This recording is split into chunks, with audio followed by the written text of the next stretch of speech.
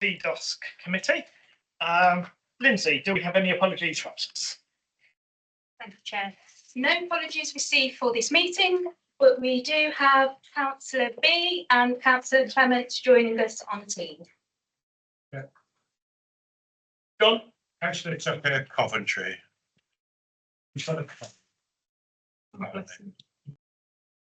We will notice apologies. I make no comment. We still get to make notice apologies. Okay.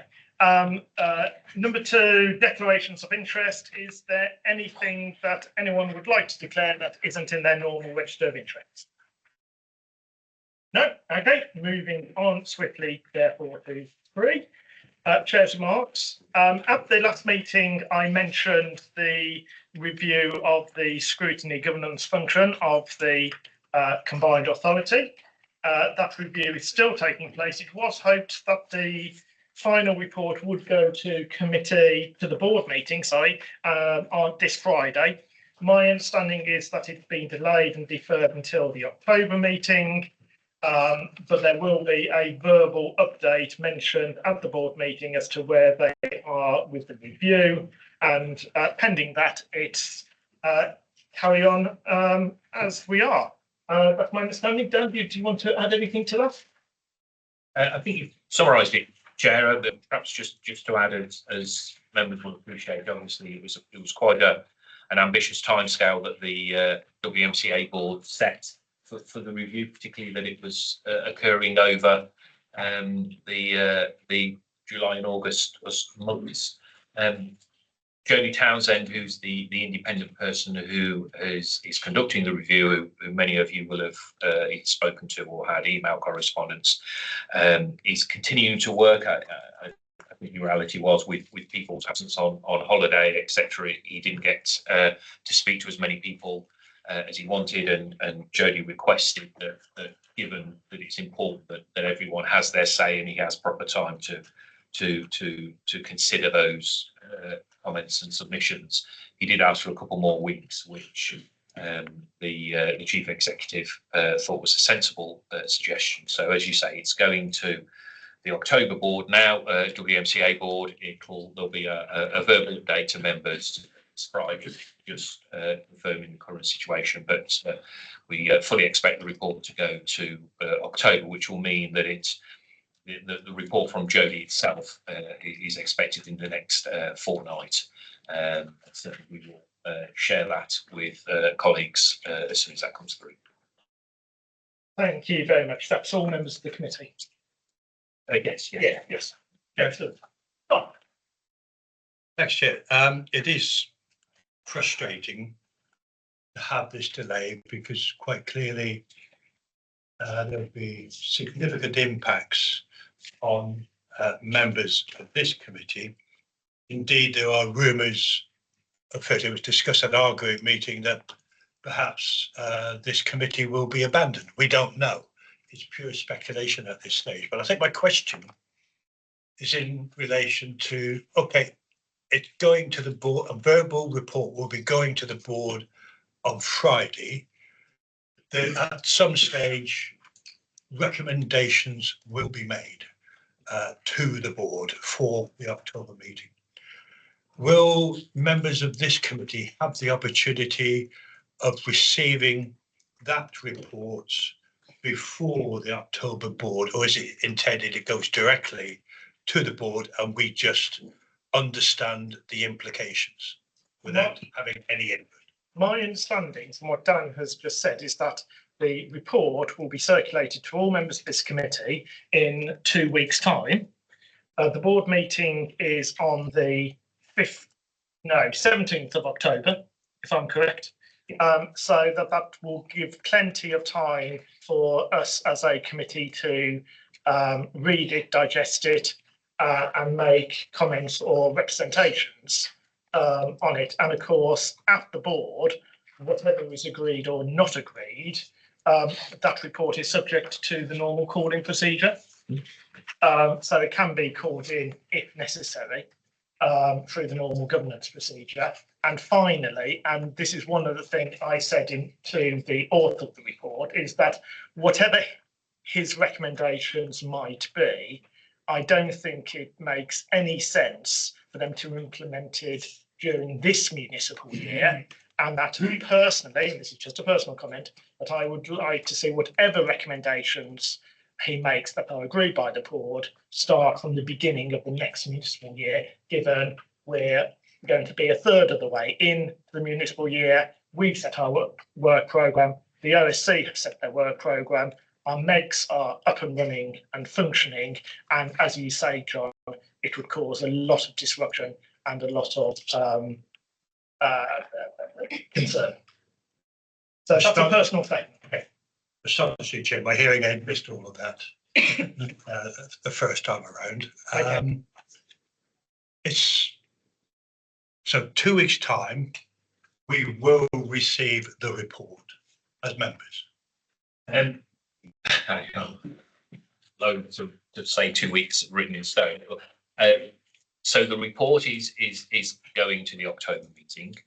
There is a clearance process, as you will be familiar with in your own councils, for reports that go to in our case the board, in your case full council, which last for a couple of weeks in the lead up to it. I suggested 2 weeks because in order to meet the sort of sign off, clearance, etc. deadline for our October board, Jody will need to have submitted his report in the next 2 weeks. Now that's my words, not his, but he understands that. So I would expect to receive it in the next 2, possibly 3, but certainly in the next couple of weeks. I hear the officer caution. What I'm trying to establish is that we, as members of TDOS committee, have an opportunity as groups, as TDOS committee itself, to meet, to discuss our position prior to the October board meeting. I think that's ultimately where I want us to be. And not holding you down to 2 weeks, nevertheless, there is this opportunity, perhaps 3 weeks from today, that we call a special meeting to discuss the implications of what the independent report actually means. So is that viable? Can we actually do that? Is there a space in the diary in order for that to be achieved? Well, what I'm going to suggest, John, if that's what you would like, is that we are meeting as a joint committee anyway on Wednesday, 15th of October. Super.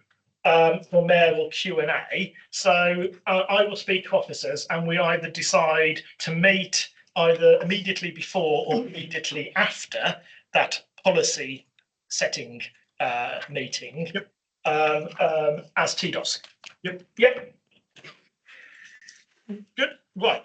So moving on to my second remark is that over the summer you might have seen that the Combined Authority commissioned Richard Rosewell, who is a renowned economist and infrastructure expert, to undertake a review of the existing and planned capital investment programme to consider which projects in the West Midlands will contribute towards the growth plan, the local transport plan and wider strategic priorities, with a focus on unlocking the region's major investment potential. I have asked officers, and I think it's provisionally been agreed, that Bridget Rosewell will come before this committee at a briefing meeting in November so that we can question her, give her her thoughts, make additional suggestions, etc. So I just thought I would update you on that one, because this is a major, it's going to be a major recommendations, because we are talking about 2.4 billion over 5 years. Okay. Yes, Carol. Please, can I ask, as part of that briefing, can we ask how proposals about match funding are being felt by the local authorities, and how far that's being requested of local authorities to provide it when they do business cases? But will it affect the number of times that's been asked for, and how far has this been felt? Is it an additional pressure on local authorities? I'm not sure if what I'm caught is a throwaway comment, or if it's actually something that is very real going forward, that local authorities might be asked to do that. And if that's so, it would be good for us to be aware, because that would be quite a change, really, from not just handing over money to local authorities, but asking local authorities to. I would think. Sorry, Carol. I think we'd be able to ask her. It would be a briefing in the session that we normally have the briefing, that is after the TDOS meeting, where I don't think there's many restrictions on the questions we can actually ask. And I think that's a very good question to ask. I don't know if Anne wanted to add to that. Just to say that this probably isn't something that Bridget will be deeply looking at in terms of local contributions. What we need to review is the guidance for TCR, the Transport City Regions funding, which is slightly different to the old CRS. Well, we're currently in CRSTS funding as well, where there was a high proportion of local funding. We've managed to that local funding by bringing in, not every authority is contributed equally, or every authority contributed for the schemes that are happening within their area. It's a global figure across the whole programme. So, but we can provide that detail, and probably one that we can pick up in one of the makes as well, Councillor Huxtable, to give a bit more of a deeper answer, and where we are with the new Transforming City Regions. Transport City Regions funding, where we've had the initial guidance. It's still in draft as well, and we can take you through what the expectations are from that. And thank you very much for that, because I read an article about her past experience and what she'd achieved and what she'd done, and bringing in additional funding in that way was something that certainly the Mayor was very interested in anyway. Yeah, so I think that was funding from third parties, so developers and investors, as opposed to local authorities. That's what her track record is about. So hopefully she is able to sort of help us with some of that as well. And no pun intended there, and given that she's worked on some major rail schemes and her track record. Okay, those are the only remarks I wanted to make. So if we go on to item 4, minutes.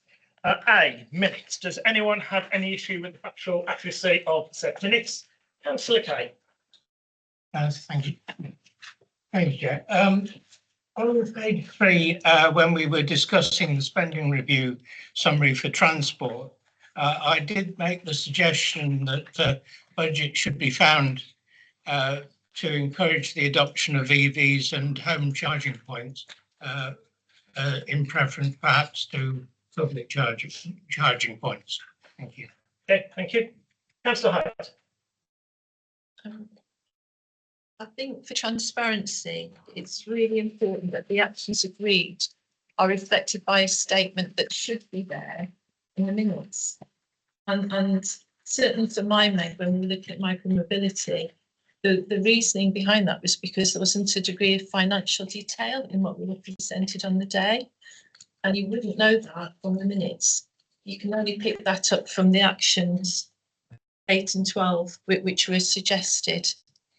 And so I think there needs to be a statement that reflects that in the minutes, that just a bit of financial granularity. We wanted to know more about the financial aspect of it. And that was particularly a reason for referring it to the Mayor. And then the second thing was that the dashboard that we're given, which is page 8, or where we have a dashboard, there's no KPIs, there's no benchmarkings, there's not necessarily context, and there's not necessarily perspective in it. Not great anyway. And so I did suggest that I would share what we do for Wolverhampton Homes, and I have done that. I've shared a copy to Mark Corbyn and to Anne, which illustrates how you can present a dashboard which gives you ample context, ample perspective, details, benchmarks and KPIs. And I think that's important that we start to do that. And so I would like that to be mentioned in the minutes, please. Okay, duly noted. Do you know if, I'm going to put Lindsay or Dan on the spot. has Mark shared what Councillor Hyde shared with Mark? With you? I haven't seen anything, but I can follow that up. If you could, Lindsay. Any other issues to do with the factor accuracy of the minutes before I go on to matters arising from said minutes? And can I ask, as a result of my comment, will we aim to ensure that the actions that follow are reflected by a statement in the minutes? You know, that sometimes it's very opaque, our minutes, you know, they're a record of what was said, but they're not absolute minutes. And really, when we have actions that follow as a result of what was said in this room, that should be documented. You shouldn't have to be able to infer what was said as a result of the actions that follow. And I would like that, you know, to be taken away as something that we absolutely will do. Well, we ask Dan to comment on that. Dan? Thank you, Chair. So it's important to remember the minutes are a record of the discussion, the decisions of a meeting, rather than a sort of running commentary of subsequent action. So I would say respectfully, no, that the minutes reflect the sort of matter on the day. However, I mean, I think your comment about tracking subsequent action is an important one. I just wonder whether the action note, it's a bit technical, but the action note is a better tool for that, rather than the minutes, which must be a record of what was discussed in the case of these minutes today at this meeting, rather than what happens in subsequent weeks. And I will ask officers to look at the action note, which we will come on to a second, in order to potentially beef them up, Okay, to reflect that wider context. thank you. Okay, Councillor Stanley. Yes, Mr. Chairman, just to say that as regards to the comments I made at the last meeting involving Mr. Corbyn, I have spoken to Mrs. Roberts as recently as last week in regard to this matter, and the matter is being dealt with. So that's on page 8 and the strategic operations dashboard. Correct. Okay, thank you, Councillor Stanley. Any other issues from the action note? Where are we in the two outstanding action notes, which are both on page 7? In fact, I'm going to ask Matt Lewis. So you've been to them. Bus depot update. I know you're doing the report later. Can we should have a map of the depot sites that can be provided to the committee now. Yeah, just putting that together. Yes. So if we could get that out, that should be done quite quickly. We've listed the locations, but we'll get them on a map if that's helpful. Yeah. Right. Lindsay says that it should be completed and that it was shared last week. Okay. Okay. And where are we on the West Midlands cycle and e-scooter hire? Louise. Thank you, Chair. Just to say that the MEG Council Hire mentioned earlier, there was an update that was provided to the Sustainable Transport MEG last week. There's a slide pack that I suggest we can share with all members of the committee. Yeah, okay, thank you. Okay. I think your microphone is still on, Councillor Hyde. It is. Okay, thank you, Matt and Louise, for that. Right, in which case, let's go on to item 5 and the key route network update review. And I believe it's Rachel who's doing this along with Caroline. Yes, it is. Thank you. Yeah, hello everyone. I'm Caroline Harris, head of Key Route Network. This is Rachel Ing, one of the corridor managers. I'll apologise in advance on recovering from a cold, so I might just descend and pop in at some point. I'll do my best to keep going. Right, so I'm here to talk to you about the Key Route Network. We have a report going to Final Authority forward, hopefully early in 2026. Around revising the Key Route Network. So we thought it'd be useful to come along and explain what the Key Route Network is and see if there's any questions from yourselves. So I'm going to provide some background information, touch on the concurrent powers that are in the legislation, talk about the review and its outcomes, and then there will be some time for questions afterwards. So the current key route network is approximately 605 kilometres of road, and that equates to about 7% of all roads in the West Midlands area. But critically, it carries more than 50% of all traffic movement in the region, and that's excluding the strategic road network or the motorways. The original key route network was agreed in 2016, and that was the original criteria for the key route network was a high traffic volume and providing essential correct connections to the national strategic road network. This was then enshrined in the WMCA legislation in 2017, with a small amendment in 2018 to pick up some roads that were missed out in the 2017 legislation. And the key route network is divided into 23 strategic corridors, which consist of multiple roads in each corridor. Excuse me, sorry. So concurrent powers. The legislation affords WMCA powers in 4 key areas. That's road safety, bus lane contravention, permit schemes, and air quality. We don't exercise any of these powers at the moment, but prefer to work collaboratively with all our local authority partners, and we add value and support when needed. And the duties around the highway still remain with the local authority. Perhaps the area we're most active in is road safety, and we convene the Regional Road Safety Partnership and also hold the pen on the Regional Road Safety Strategy and the Regional Road Safety Action Plan, which are all collaboratively working together at the moment to deliver. And I believe Darren Dival, the Regional Road Safety Manager, has perhaps come and talked to yourselves before on road safety. Then, so just a sort of brief timeline and to explain why we undertook a review of the key route network. So a lot has happened since 2016. There's been a shift in travel demand post-COVID, and we've also got a growing emphasis on active travel and public transport, and that's reflected in our local travel plan, or local transport plan, sorry. The key route network, consequently, was reviewed against a new set of attributes, focusing on journeys rather than vehicles. And it still provides a connected network, accessibility for locations of large trip generators, accessibility for regional centres and services, accessibility to the strategic road network, key bus routes, and it also provides a resilient network. So in 2023 and 24, we consulted with all the local authority partners, and additional roads were agreed for inclusion in the key route network, primarily in Birmingham and Solihull, and some roads were removed from the key route network. And that was to reflect emerging network management plans and future aspirations around road classification reviews.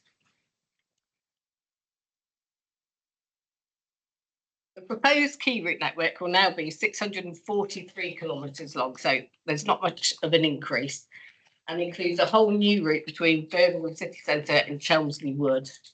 It will consist of 46 named routes, although they will still fit into the 23 strategic corridors. And this increased granularity to route level will assist us in providing performance monitoring and reporting.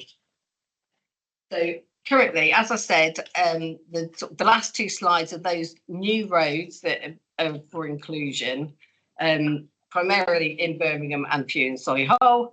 And then there was a number of routes that were removed as they were no longer considered to sort of fit within the new criteria.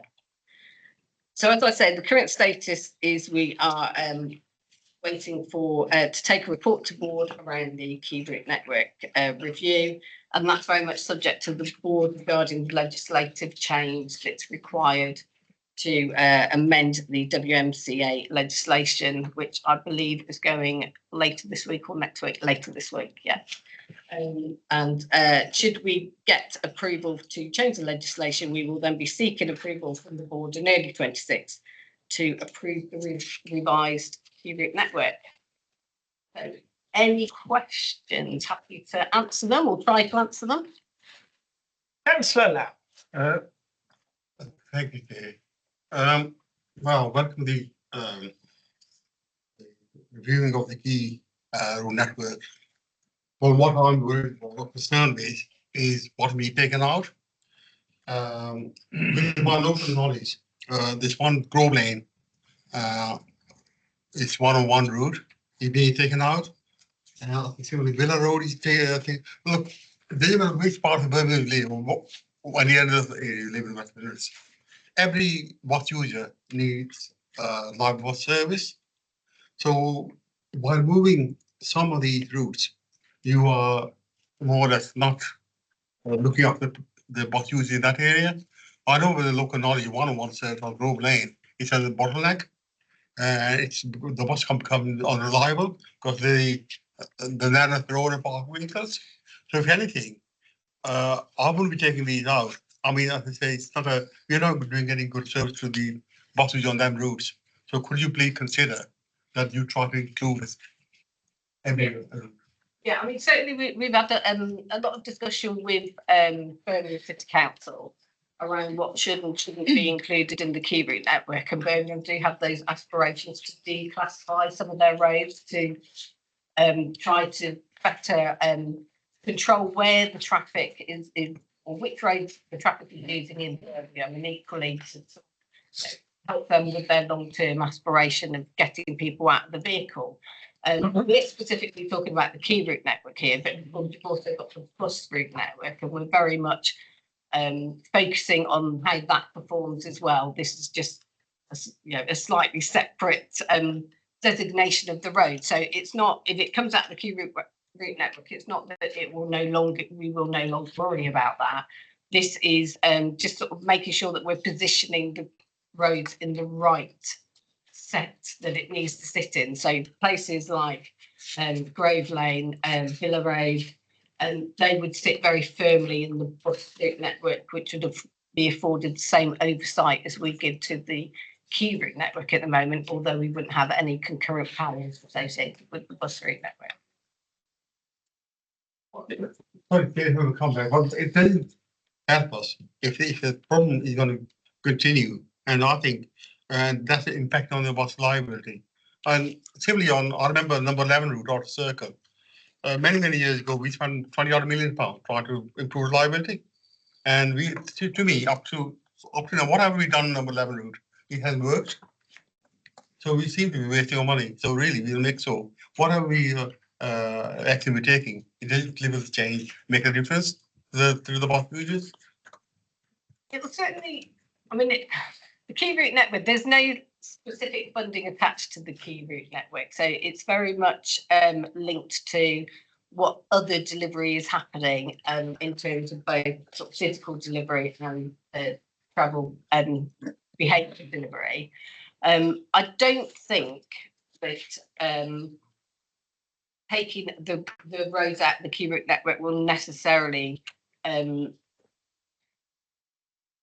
a reduction in reliability on them. We're sort of working together to make sure that we look at all roads, but we specifically focus on the key route network. The key route network, it doesn't operate in isolation from all the other roads on the network. So I would still very much like to see the key route network and the bus route network, but I hear what you're saying. I'm happy to go back to Birmingham and have that discussion with them again to make sure that they still happy about where these particular roads sit, because yes, there are a number of number 11 route roads that are on the number 11 route that we are taking out at the moment, but it may be that we can discuss that further with Birmingham. I don't know if Anne wants to. I don't know if they. But just to give you some comfort, Yeah. Councillor, now, obviously as part of the franchising work that we're doing, we're working with all of the local authorities on reliability for all buses, and particularly to make sure that we can keep buses working across the whole of the West Midlands for the benefit of everybody who uses them and all the new people that want to use them as well. So the franchising team are also working alongside Carolyn in reviewing with each of the highway authorities where we can put interventions in to give that reliability around the bus networks as well. In addition to the KR, we gather a lot of intel on the wider road network, so we know where the congestion and hotspot areas are. And we can also review the bus network alongside the road network to make sure that we get better punctuality and reliability as we go through the franchising as well. So what you're asking for will be picked up as part of the franchising, and of course, with Carolyn and the team's expertise around highways, working with each of the local authorities, we will make sure that nothing is forgotten about, particularly because obviously the impact will come back on us as a franchise authority. Okay. Thank you. Okay. Councillor Nicholas. Thank you, Chair. This is good in terms of the resilience of the network across the West Midlands. Of course, we've got a representative from one of our non-constituent authorities here today, Councillor Foster. Yeah. I'd be interested to understand what the implications of the work we're doing, how you work with the non-constituents, but probably as well other authorities to ensure that we've got good resilience in the West Midlands, but then people don't drive into a ditch when they get out of the West Midlands. Clearly there is work to be done with each authority outside of the West Midlands to ensure what is happening there. And that perhaps is something that needs to be added to the report, just to understand where we are in terms of comparison with those other authorities. Yeah, certainly. And as part of the consultation, we did consult with the surrounding shires. So they were aware of the review, and there were some, as an instance, there was some discussion around Pershall Road in particular about whether that should remain in or out of the key route network because of the inter-regionality connectivity that it provides. That remains in the key route network. We also consulted with National Highways, Black Country Transport, and also Midlands Connect as well. So there was like quite a wider consultation. Yeah, like you say, it wasn't something at the border. That's obviously to be expected, but it should be in the report as well. And indeed, the A45 key route network actually goes into Warwickshire as per the map. And thank you for pointing out, and I should have said this at the beginning, welcome very much Councillor Foster as a non-constituent member to this committee. So welcome, Councillor Foster. Right, Councillor Gill and then Councillor Kay. Thank you, Chair. Ladies, thank you very much for the presentation. Just coming back to the presentation itself and lines on a map and all of that, that's great. But coming to a specific sort of Walsall point of view here, what does it mean?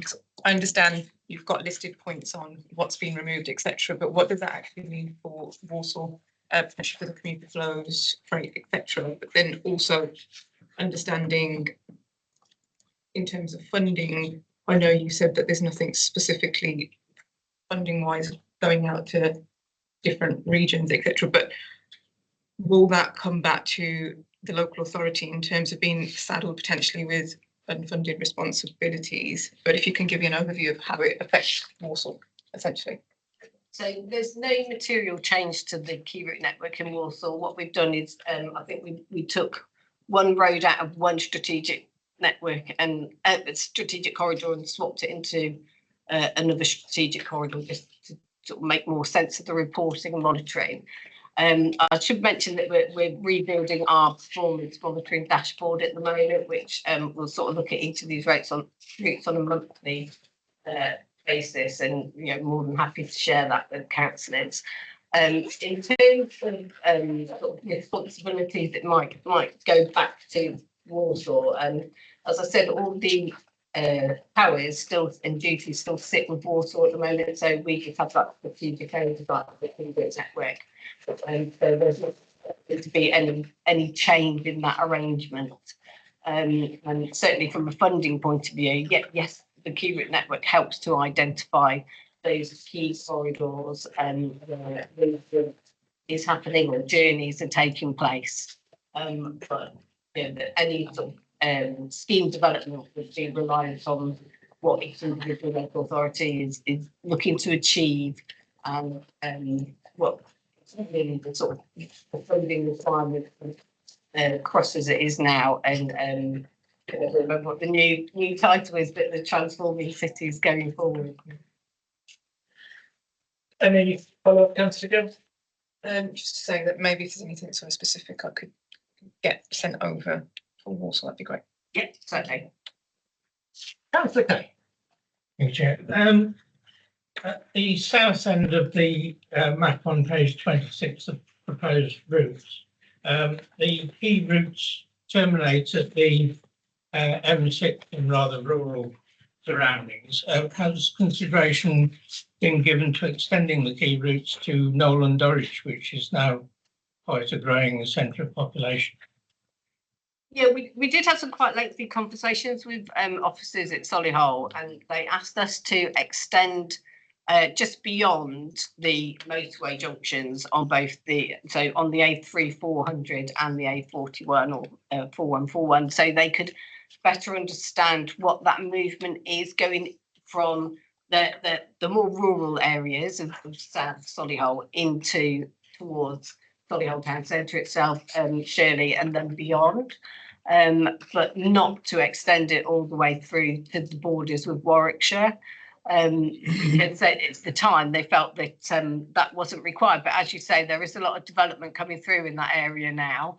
But again, we're more than happy to revisit with officers to see if that is still something that they still support their original thoughts, or whether they'd like to look at anything again. Thank you. Okay, any other questions? No, in which case, thank you very much indeed. I think I've discovered another map discrepancy, but I'll talk to you later about that. No problem. Right, okay, so moving on to item 6 and the capital performance report, and Jenny.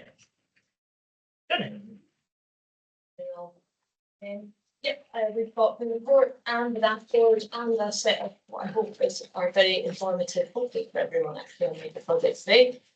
So it's been an excellent summer. It's been some really great progress over the major builds over the course of the summer, and that we sort of highlighted that in the monthly report. We expected a very productive summer, and it has been, which has been really great. From the perspective of performance, we will maintain an amber status, which means that we do have pressures on the programme, on both programmes, Active Travel and CRSTF1, but the pressures are managed and being mitigated as we make our way through the last 18 months.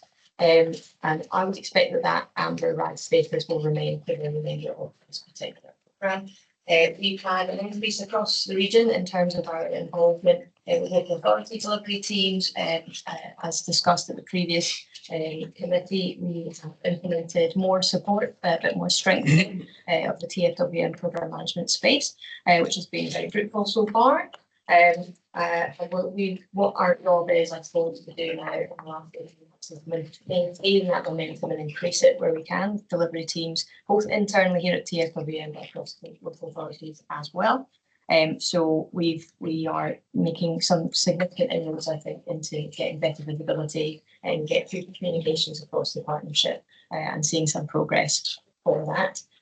There's some good, I hope, highlights in the report for everyone about good progress, both in the major projects for TFWM across Metro and Rail, explicitly, but also for local authority projects who are delivering at pace, which is great.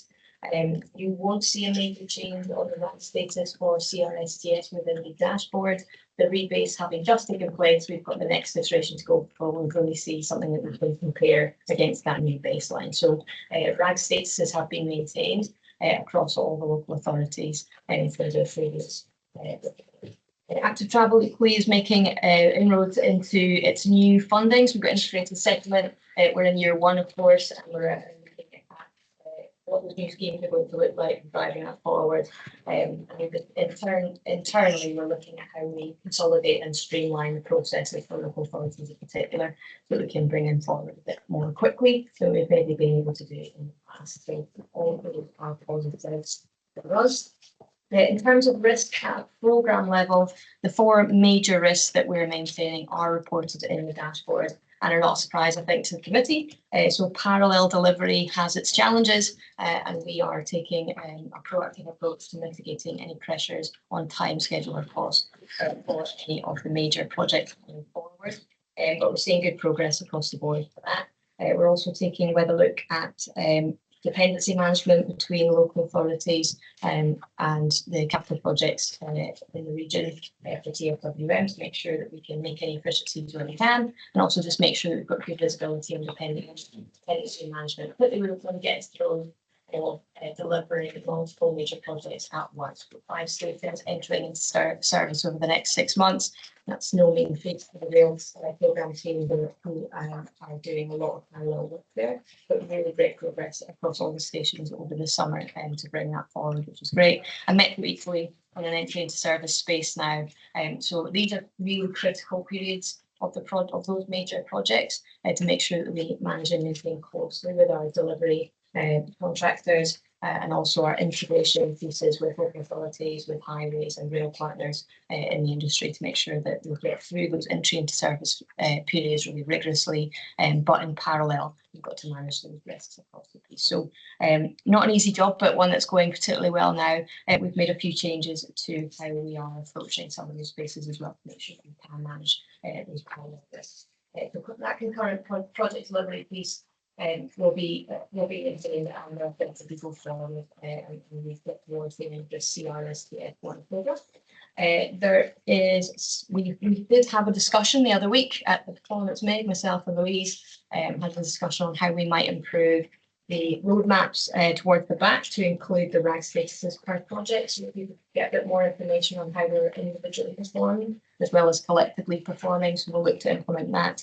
It's not an issue for us. And that's an iterative space. Of course, we're improving the visibility across both the internal and local authority delivery partners. The aim is to get one roadmap then that covers the whole region. So we're working towards that. So we don't have to split them in two, but we are getting there. I think it's fair to say on the programme this way. So really good progress against rail, particularly with Willenhall Darlington stations for their lifted footbridge installation, and across the other 3 stations, King's Heath, Hangupper Road and Moseley, with lift cladding starting to be so major scale works also being completed over the summer, and you know those are big ticket items for us to have delivered in the team across those. Equally with Birmingham and East Side, completing due before Christmas and went through depot in a delivery and handover phase coming up. These are all big deliverables for us to be progressing throughout the autumn and winter periods, so that we can deliver. Across the CRSTS programme, as I say, we've had some good progress despite us maintaining some of the RAG statuses from the previous period. Birmingham has made some good progress on active travel connections phase 1, which is forecast to site in September 2025. Coventry progress there, 2 further schemes starting on site, with 2 further to start on site later this year. So that's showing progress from the previous period with 2 new starts on sites this next quarter. Solihull also progressing business justification cases for projects within their local authority. So all local authorities starting to come forward now with good progress. We're starting to get a bit of momentum in this last 18 months, which is really positive. At the Meg, we touched on getting a bit more information on the major projects for the Metro and Rail in terms of what risks they have to manage in their final sort of delivery periods. I think it is fair to say that you know, when we're in a major delivery phase in construction, when we're going into entry into service and handing over and closing out projects, that we come across sort of similar themes, and we usually take quite a proactive approach to how we manage those risks. But I think it is also fair to say to the committee some of those risks are commercially sensitive, so we wouldn't talk about them in detail necessarily at the committee. We'll be happy to talk about them in more detail at the next MEG. In terms of Metro and Rail, fairly consistently, entry into service tends to be a peak period of pressure in the programmes. It's really important that we get it right. We have a lot of dependencies between ourselves, the main contractors to finish the build, assurers with industry regulations to complete and compliance for operations to hand over assets to new owners. Those are all areas that tend to be risk associated for the major projects. Within both Metro and Rail, there's been a strengthening of how we apply the management of entry into service periods and testing and readiness periods for all those projects. And where we have made several changes, particularly in Rail, so that we can manage that parallel entry into service period, those challenging sort of delivery timescales that we've got to bring 5 new stations into service over a short period of time. So the Rail team have made, over the course of the summer, despite having big construction deliverables to complete, have still made changes that need to be made in order to strengthen the deliverability of the remaining periods for the rail stations that are being audited. And Metro equally, some real progress made on the focus, on handover and the interaction between local authorities and TFWM and TFWM and operators are the other areas that are be managed closely, if you like, as we get into these last developments.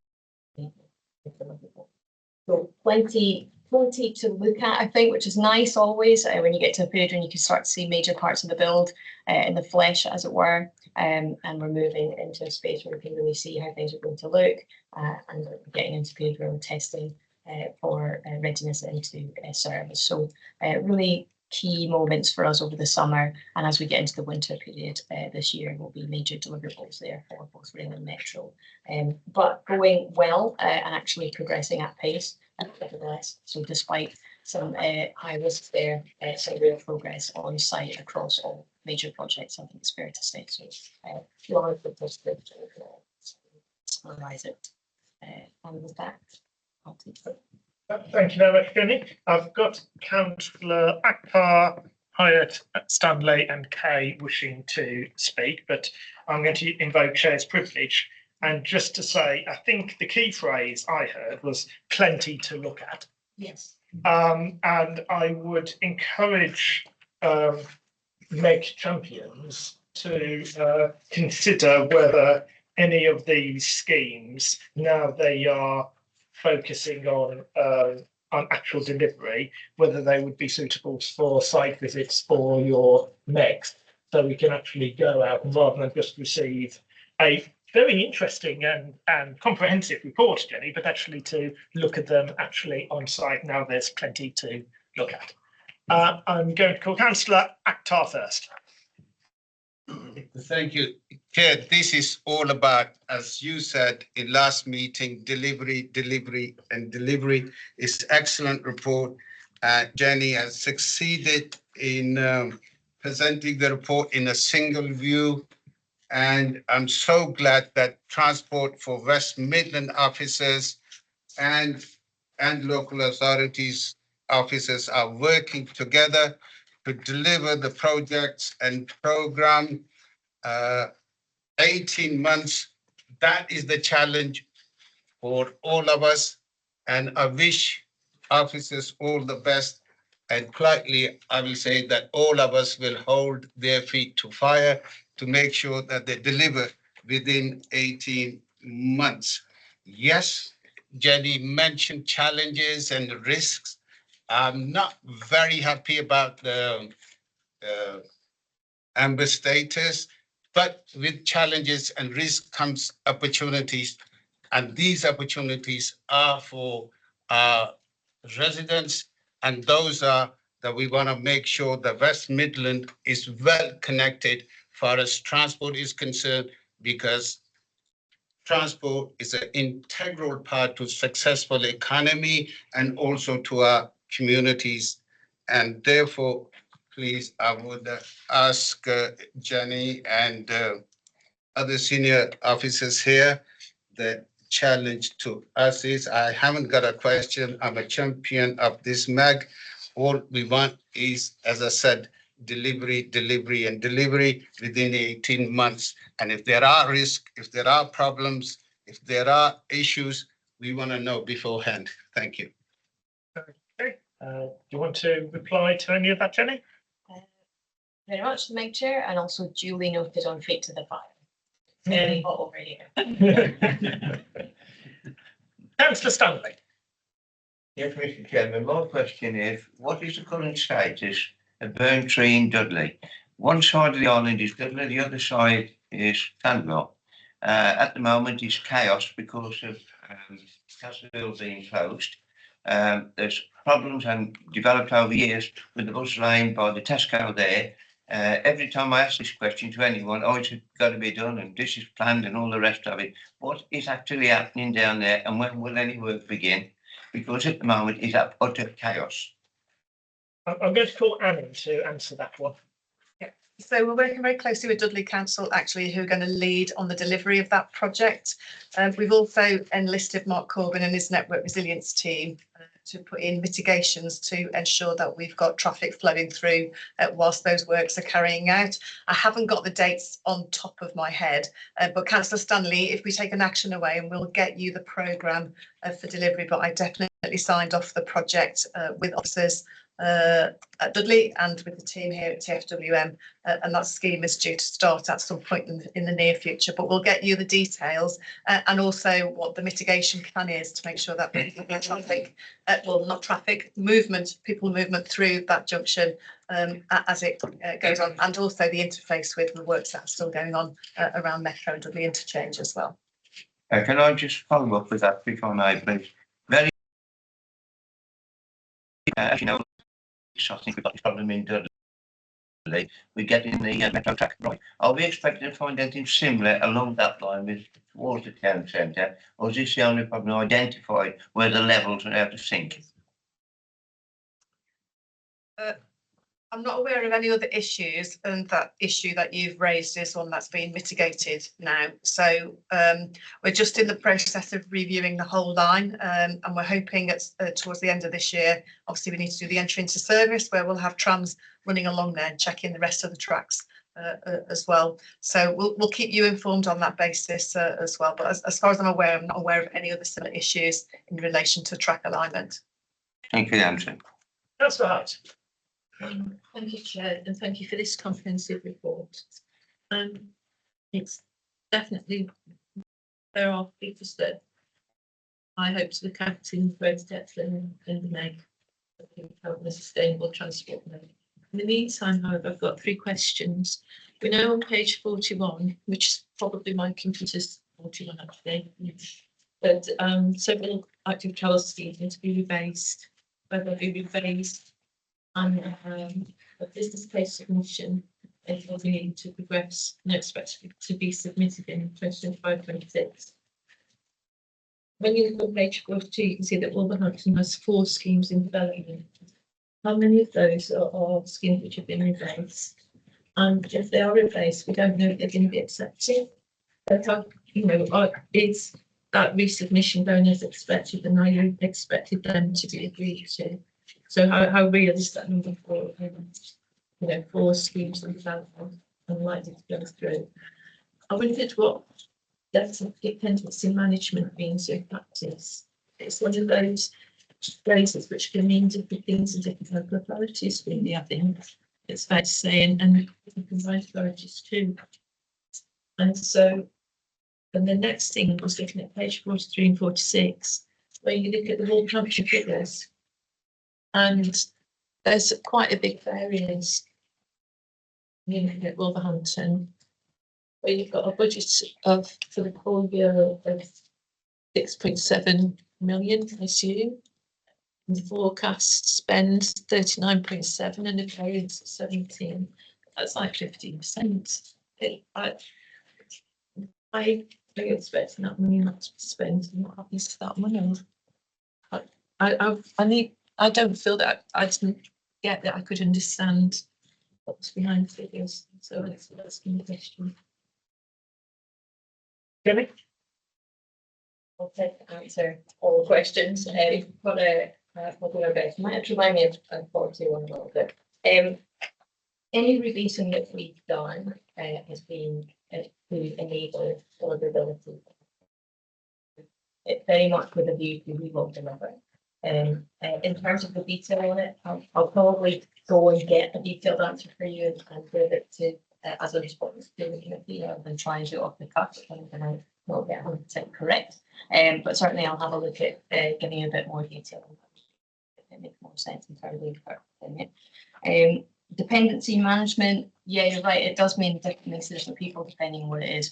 From our perspective, in terms of delivering major infrastructure projects, it's making sure that when we are delivering, we're trying to complete a deliverable, but we consider all the things that it is dependent on to complete. So if we need regulatory approval or if we need sign off and assurance, those are what we decide on the critical path for a deliverable. So if we didn't, for example, have visibility of that, or we're not fully prepared for that, then it would impact our deliverables completion date as an example. Dependencies can also be things outside of the project and quite often are that would just impact it if they weren't proactively managed and maybe recognised as risks. So we've highlighted in the bids dashboard many times since we started doing it that resource pressures on resources across the region for similar resources or where we're competing for similar resources are an area of risk that we want to address. So we're doing that as a team essentially across the region. So we're looking at what constraints might local authorities have, what constraints might we have here in the CA. Are there any things where we want to pull together to try and resolve that risk? And or are there any risks that we could resolve by just having good visibility between the parties? So that would be considered under dependency. So hopefully that gives you a better example of what it's excellent, because if we'd have had excellent dependency management, we would probably have our own cycle shed by now. Our railway sorted, wouldn't we? We'd have it by now. Almost thanks. Yeah, we'd have it. Great dependency management would have nipped all the problems in the budget, wouldn't it? Thank you. I was hoping that was going to be the answer that you gave me. So very chuffed to hear that. Really, I'll take that away. On 43, I'll have a little look into that for you. The figure, I appreciate there's lots of figures in this report this time around. We genuinely did try and make an effort to give the committee a bit more visibility on financial performance. And we had a little bit of parallel work because the finance report for the board is also due at the same time. So I think that might be published now, Louise. There's some nodding from the back there. That's good. We intend to make it a more visual representation the next time around. We didn't unfortunately have the time to do that this time. So I appreciate on reading it at face value, it's a bit more. No, it might discern as the size is bigger. Yeah. But I'm glad that it's there, and I'm glad that it's visible, and I'm glad that it's there. But as a percentage of the whole and the size of the figure, we shouldn't be holding on to money as a combined authority. We should be handing it over. And, if we're going to deliver, we've got to hand it over in a timely fashion, with all the KPIs and everything in place, because it needs to be spent and be good value for money. But it just seems a lot, it just seems as a percentage of the whole, it seems a lot to have that over. I'll look into that in more detail, so I don't want to give you the wrong answer. But sometimes it's a combination of things. It's not always that, there's quite a lot of discussion that has been in the past about processes and make sure they're streamlined and something comes forward at pace. In equal measure, project teams have to move at pace so that they can get that funding approved. And sometimes they have to doing that. So I'll look into it and give you a more detailed answer so we can get something clear for you. But it might not be, it's not usually the case that we want to hold on to it. I think it's fair to say we absolutely want to Give the money to the authority. Yeah, pretty much. So we'll look at a more detailed answer for you. Okay, we've got Councillor Kay, then Councillor Alden, then Councillor Lau. Councillor Kay. Thank you, Chair. The last time this committee considered this report, I commented that the only red risk shown on it is on our page 37 against the 31 projects for transport for West Midlands. And I inquired as to whether we could have more granularity as to whether there were specific projects at risk or whether it was all 31. I understand this afternoon's briefing is relevant to this, and I wonder whether we might get more information about it then. Well, I'm happy to provide a picture to you with a written response that supports what I've just been through briefly there in terms of the pressures on projects across the programme. But I think that it's fair to say that it's largely a proportionate view of risk. It's actually quite a positive space to be in. Amber, across the programmes, plural, is a positive space to be in as we get into the last 18 months. It's a huge programme of work, it's high value, it's reasonably complex, and it's not unusual for us to be in that kind of position in the programme of size and complexity. So I think we've maintained Amber, that's good. I think in relation to the DFWM project, because they are housing the major complex cross-boundary projects that are of high value, it's not unusual again to see a bit more pressure in that space. But actually that's been an improvement from the last reporting period. It was an amber red, it's now a red amber, which means it's progressing towards a more solid amber position. And so we're quite comfortable with that, I would say, in terms of performance. So it's actually an improvement on performance. No issues with us going into more detail in the MEG in particular. I feel that's the space we should use to go into any detail on the major project risks. And it will be a good space for anything that is slightly more sensitive. Thank you. Yeah, and just to pick up on that, we've had a previous briefing from Sandeep about the reprofiling of Crusts 1 in order to spend all the money we have been allocated within the Crust 5-year period so that we do get value for money. And I think many of these schemes were reprofiled. Anne, did you want to say anything on that? And progress on that reprofiling exercise? So obviously the reprofiling was to mitigate against underperformance. I think particularly the comments just made by Councillor Hyatt in terms of some projects which are still in their development stages and not yet ready for delivery. And the purpose of the rebase was to make sure that projects that were ready for delivery but haven't got delivery funding could be done, and some projects that weren't ready for delivery but had delivery funding could be done in the next investment period as well. I think that rebaseline has now been signed off by DFT as well. We had confirmation of that this month, which I think is in Jenny's update report as well. And that is helping us manage the financial risks and the performance risks around delivery as well. There's obviously technical risks on a lot of the projects, certainly the ones that TFWM are involved with are more complex around railway lines and building metros, as well as sort of big buildings like the Dudley Interchange and so on. So you would expect to see more risks within that kind of more complex programme than some of the smaller projects that are being led on the highways side of things as well. So I think the rebaseline is in a good place. Performance, and particularly some of the comments made by Councillor Hyatt about making sure that the local authorities are getting access to the funding. We've been streamlining the assurance processes. We have to go through assurance. It's a government requirement to make sure that we're providing value for money against all projects, and therefore it's incumbent on the local authorities and TFWM to make sure that all of the business case information is robust and the outcomes that are being delivered as part of these projects are well understood and documented, value for money, etc. As well. We've been speeding up that process and making sure the local authorities have also got access to some capacity and capability in order to sort of complete those tasks faster and get those other local authority projects out for delivery as well. I think the Dudley example that was just referenced earlier, I think there's somebody here from Dudley who'd be able to answer the questions that I couldn't in terms of timelines as well. But it just shows you that we are making sure that projects that are funded through this programme with the local authorities are coming forward faster now. Okay, is this on this specific issue? Okay, so you could, yeah. I'm sure. Becky Marsden, we're very lucky to have a nice cycling forum meeting in Northampton.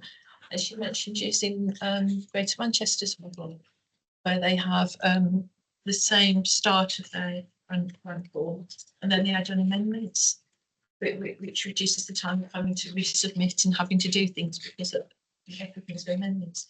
Is that the model that you're going to have? Because they deliver in half the time that we do.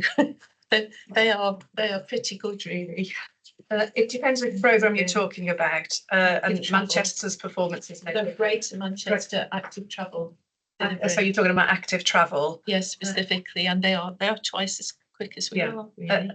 So the active travel projects are delivered by each of the local authorities, and we've been working with Active Travel England about their approvals processes as well, which Greater Manchester Active Travel also have to go through the same processes.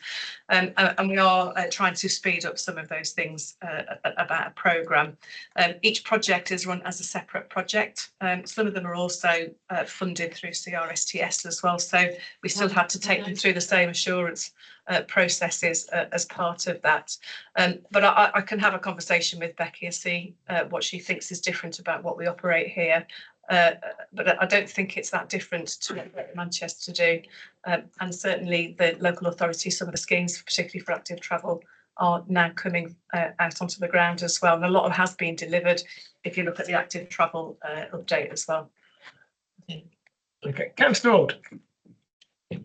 Thank you. Just in terms of the rebasing of all of the schemes, so is there any that have been dropped? And if so, can we get a list of all the ones that are not happening following that work to make the envelope fit?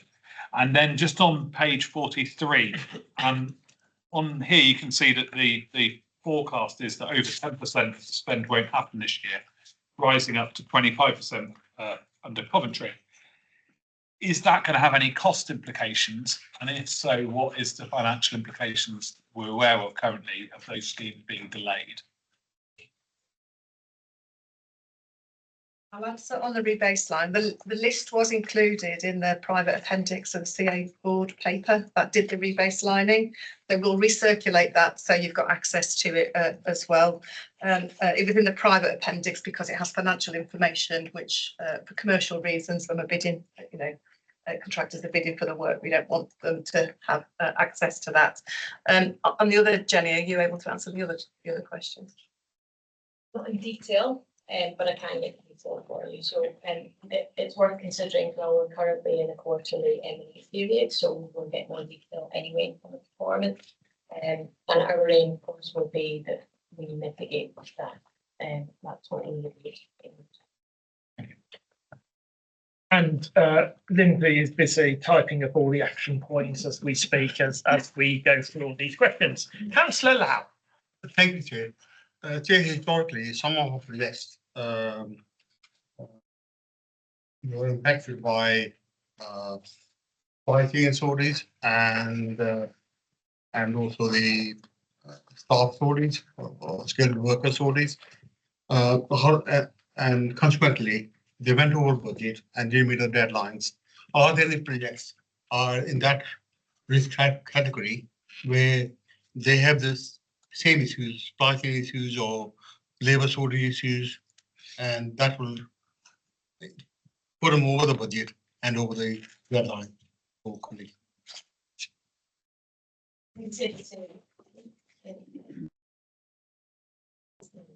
And I think it's safe to say that any project who identifies any resource or supply chain issues will take the corrective mitigating action.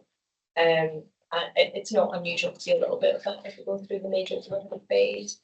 But no, we are not forecasting to not complete based on that at the moment. The areas that we manage in terms of risk that we're going to mitigate. And okay, and you got those the staff shortage issue, the work upscale workers issue. I mean, within the contractors or subcontractors, that they have enough capacity, both manpower or women power to do the work. People power, absolutely, always in question. For us, as the owner of any supplier contract, we want to make sure that we're doing due diligence on the resource requirements with suppliers and sub-suppliers, and any action that's need to be taken that's corrective. We have seen for suppliers, so that we don't have any at the moment. We don't have any acute issues in but it's something that we constantly look at in terms of drive contract performance. So that would be something that we would have our eye on most of the time. So yeah, ongoing. Okay, Councillor Akhtar. Chair, just a small point. Jenny, on page 38, past project summary, it says local authority in development, in delivery. Sometimes these two words, especially in development, I get confused. Do you mean design stage or paperwork, or, I mean, next slide, please, that can be clarified. Either are we on design stage, or what stage are we when you say development? When we're in a development stage, we're usually in the design phase, yeah. So generally speaking, but it's a general rule of thumb, we're in the stage where we haven't reached a full business case yet. We're pre-full business case. And when we're talking about delivery, we're generally talking about full business case and construction. Well, I'm happy to add that to the glossary and just make it as clear as we can in the next dashboard. The reason it's brought out, because delivery is quite a holistic term, can include generally the whole life cycle of any project or program. So it'll be inclusive of development, delivery, and the the reason we use those two terms is because in both programs of work, we may, during a period of funding, only complete the development or complete development and delivery. It just depends on the projects and their funding input. So that's why we refer to both phases. Not an issue for me. Or just put it in bracket. Yes. Yes. Okay, I don't see anyone else asking to speak. So I was going to bring Hugh in, who I believe is the traffic manager at Dudley, just to add to the comments made by Councillor Stanley. Hugh. I'm as traffic manager at Dudley Council, so I try to coordinate all the works that are handled from the Dudley Borough. I'm sorry, Councillor Stanley, if you're not up to date with where we are with a lot of this, and I apologise for that, and I'll try and sort that out. At the moment, the castle works are ongoing, and they are due to be completed by around about the 20th or the 27th of October. The burnt tree works then start on the 27th of October, with some traffic management going into place at that time. And that programme then runs 36 weeks. So the intention is that we will be keeping the whole area clear of as much work as we possibly can, our emergencies, etc. We're working very closely with the neighbouring authority to make sure that we've got all those diversion routes and all those other routes and approaches to the burnt tree clear of as much work as we possibly can. So we can keep those that major junction running and basically keep that whole area running.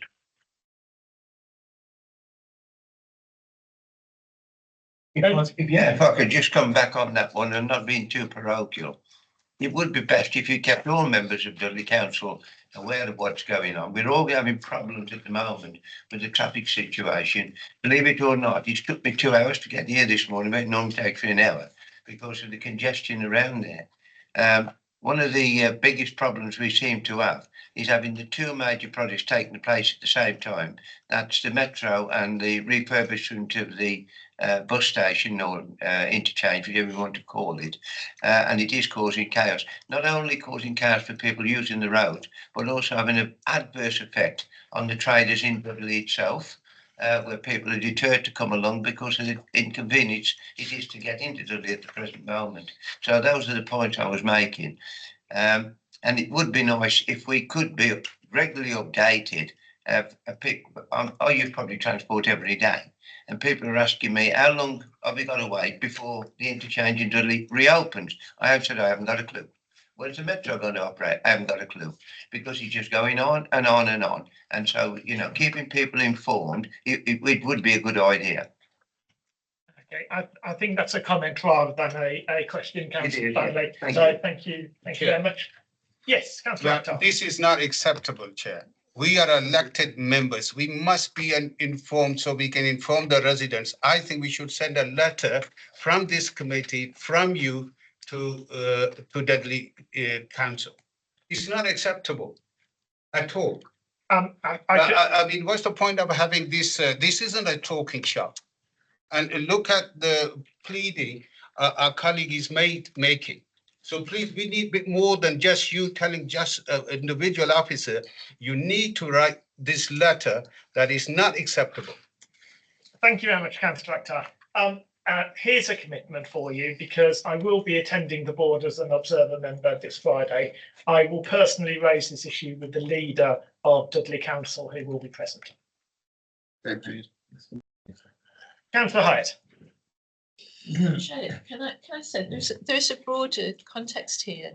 I mean, I've had problems with the number 2 bus, which I'm only using this as an illustration.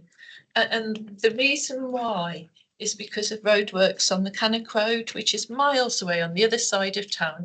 But it affects the bus, because it's a very long bus route, it's coming from Bushbury. It affects a lot of people, you know, a lot of bus stops when the buses don't turn up and they're very, very delayed. And I've got a very angry, you know, postbox at the minute with people really cross about the number 2 bus. As soon as I tell them, because I asked the bus drivers what was holding up the buses and why they hadn't turned up at 5 o'clock on, I don't know, whatever day it was, and you know, people have actually walked home instead because they got fed up of waiting for an hour for the bus. Once I explained to the residents the reason why, that it was because of delays, because of the work that's been done on the Cannock Road, no problem. They understood.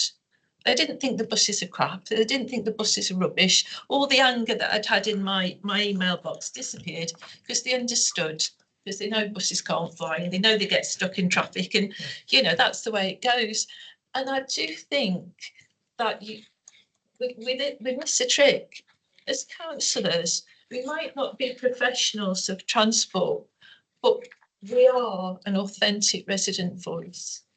You know, we're a great way for you to communicate with residents, and we should be told so that we can share that with you. You know, we're missing a trick if we don't. Really, really are. Thank you for your comments, Councillor Hyatt. I think officers will have noted that. We're straying a bit away from the agenda, so I'd like to keep us focused on the agenda, but nonetheless, it's a very important point. So if I can ask officers to consider the comments of Councillor Hyatt and how we can get that better joined up between, in her illustrative example, roadworks and the knock-on effects in terms of performance of the public transport system, I'd be very grateful. I do want to move on because we have a major issue to discuss in terms of bus depot acquisition, which we will have to do in private. So we do item 7, and hopefully we can wrap this up in about 10 minutes. And then that gives us half an hour as a committee for bus depot acquisition. So item 7, member engagement groups. Once again, my personal thanks to all the scrutiny champions of the MEGs. I think all the MEGs have now met in between our last meeting and today's meeting. A written summary of those that took place before the agenda papers were sent out is enclosed. The ones that haven't provided a written summary because they met late, I believe there has been written summaries now produced. Do any of the scrutiny champions want to say anything particular within the time frame of 10 minutes? Yeah, okay. I'm going to call Councillor Alden first, then Councillor Hyatt, and then Councillor Al. Thank you. It's just a flag under the challenges and risks, obviously, with the ending of the West Midlands Trains contract. All of those trains now go to the national government company, and there is obviously a risk, although not any indication this will happen at the moment, that those trains, all of those new trains that we had in the West Midlands over last year, could actually end up being used on train lines elsewhere in the country and not here in the West Midlands. And as a MEG, we just thought it was worth just flagging that to the wider committee. And our recommendation was that, Jay, you might wish to raise this with the mayor, so that the mayor is aware and can choose to raise it with DFT if he wishes to ensure that we see those trains, those brand new trains which are serving the residents here so well, stay here in the West Midlands where they were bought for. Thank you. I certainly will, and I think those of us who are on this committee who are also directors of West Midlands Rail Executive, thinking of one in particular, we could raise that at the next WMRE meeting. But it's the good news. You need to say that also. You should appreciate this is the best thing can happen to West Midlands. Once again, it will be people who will be control of our trains. Let's see if we can deliver on time and make it more reliable and affordable to our residents. Thank you for those comments, Councillor Akhtar. Councillor Hyatt. I'd like to flag up for my Meg, because we looked at the new proposals for micromobility. That I got an opportunity for us to speak to a private micromobility company so that we would have a very clear idea as councillors of what was on offer, what the alternative was going to look like. However, I was told that we couldn't actually do it because it was too close to the tendering process, which I accept. But we could have done it 6 months before. So we could have had an opportunity to view what was being offered in a broad perspective if some forethought had gone in or thought that it was important enough for us to have that perspective. Not only that, I was then offered the chance for our Meg to have some input, possibly into the tendering process, to flag up some of residents' concerns. Because like with Ring and Ride, where we can see very clearly that the residents' needs are at the heart of what has taken place, it would have been an opportunity to hear residents' voices. And again, I was told by another officer, no, we can't do that, and it didn't happen.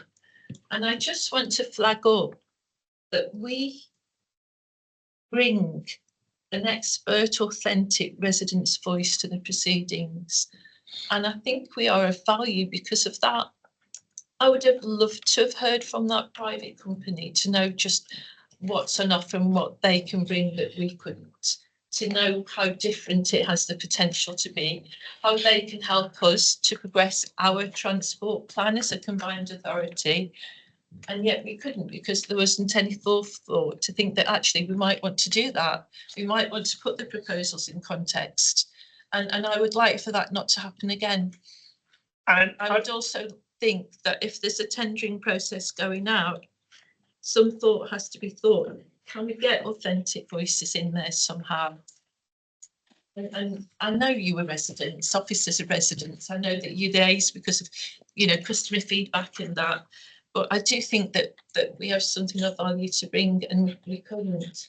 So yes, we've recommended that the proposals go through. There is no alternative. I just would like a bit more thought packaged around it should it happen next time, please. Well, and flag that up. Well, I don't think any of this is confidential, because when I met with Jodie, who's undertaking this independent scrutiny review, I did talk about Meg and the value that I considered that the Megs brought, and I would hope that in terms of the review, there might be a specific recommendation in terms of how more powers, how Megs could actually be beefed up in order to actually deliver more, perhaps looking at things more strategically, but not losing their ability to do the type of thing that you've actually talked about. I know Pete bought the Meg review. That obviously is being deferred until we get the outcome of the independent review.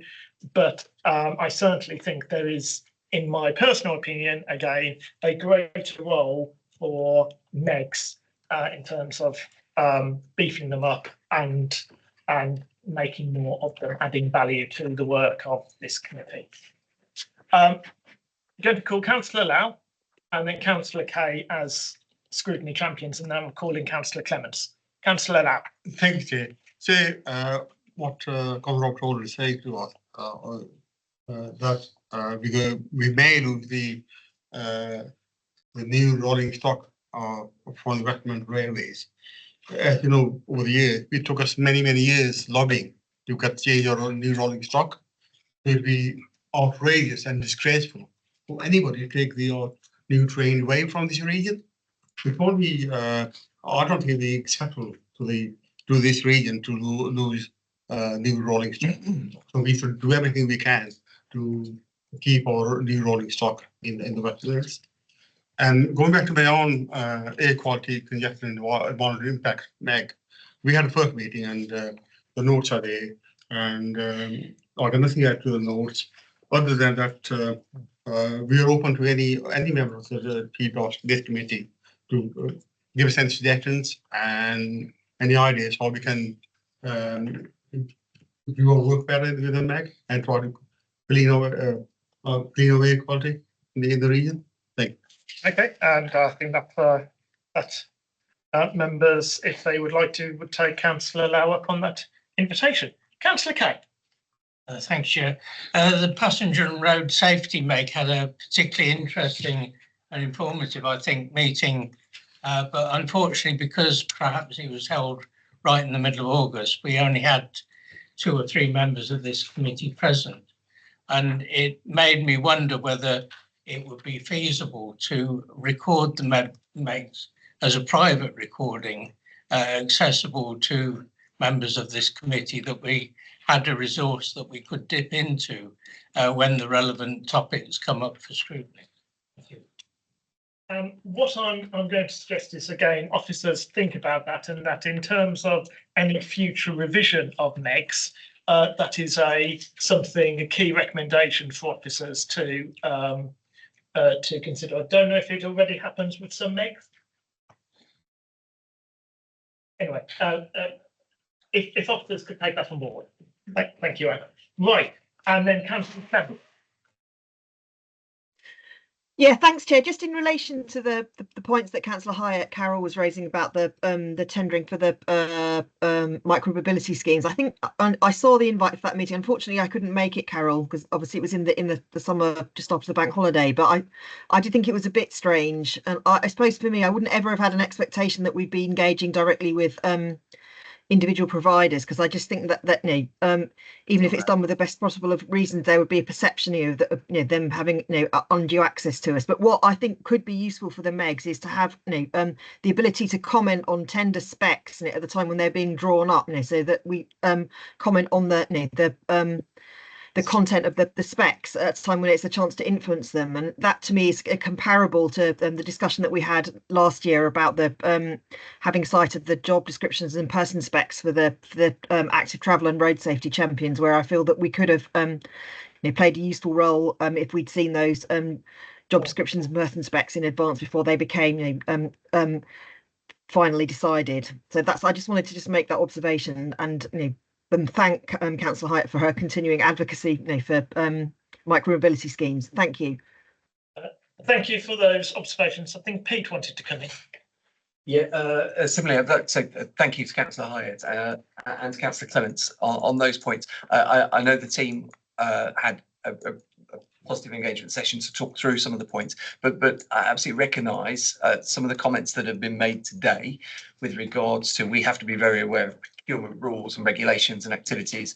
But in fact, councillors, you were feeding back, I think there are some elements whereby through the process that we are going through, we can continue to ensure that we have the authentic engagement in the right places without actually skewing any procurement processes. So I think I'll take away from this an understanding from these comments made today of just identifying where and how we can make sure that happens. I think as well, going back to Councillor Huxtable's points about the strategic nature of MEGs in the future, then there's more around sort of forward plan activities that can be undertaken so that we can be having the right conversations at the right points in time ahead of future procurement. So recognise and thank you for draw something out of that today. Councillor McNicholas. I wasn't going to say anything, Chair, on the passenger communications MEG, but I will point colleagues to page 60. The reason we're reading them today, we have the opportunity to have an input in terms of the colour of the boring buses that are currently going around the West Midlands. Be they grey, what's that about? But I'm pleased to say that we will have an influence as to what that colours will be. But if you look at top of page 60, in that discussion that was had, it was we were advised, and I'll read it out, there's a proposal for a bus reform MEG following the current review of scrutiny. Well, members aren't discussing the review of scrutiny, so where's it coming from is the question in terms of our earlier discussion on the review of scrutiny. So why are officers feeling that there is going to be change, but we know nothing about it?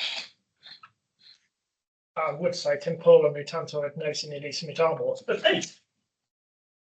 Thank you, Councillor. Thank you, Chair. This is born out of the fact that this committee has already reviewed MEGs, and then we have a proposal that, and I think as Councillor Huxtable referred to earlier, that although that proposal is on pause because of the fact that there is a wider scrutiny review, we did indeed through this group agree that there would be some changes which included a bus reform MEG, so that it was more dedicated. But that is yet to see the review and the outcome of the ongoing scrutiny review. And once we've got to that, happy for this committee to then take a view whether they are, just in terms of refreshing, still the right areas, the right views, and the right directions. But it is only based on what this committee has already supported. Recall there has been, Chair has indicated proposed changes, but he paused those because of the review, and we haven't had discussion about them. So just an observation in that respect, that we haven't had no debate about any proposed changes whatsoever from wherever they have come. And that's exactly why I agree with your suggestion about having a meeting on the 15th of October, so we can, as members, have our say and make comments. Okay, I can't see anyone else indicating to speak, so thank you very much. Item 8, as I've indicated, because there's also a private report, and it will make sense to take both reports together because members have indicated they wish to raise commercially sensitive information. I'm going to defer that. So item 9, the work programme, is what's stated on the papers. Does anyone want to say anything on the work programme? No? Okay. Item 10, I have to move the exclusion of the public and press under section 100A of the Local Government Act 1972. Is that agreed? Agreed. Okay. So thank you all those members of the public and press who have attended, and I wish you a safe journey back. If we could just wait while Lindsay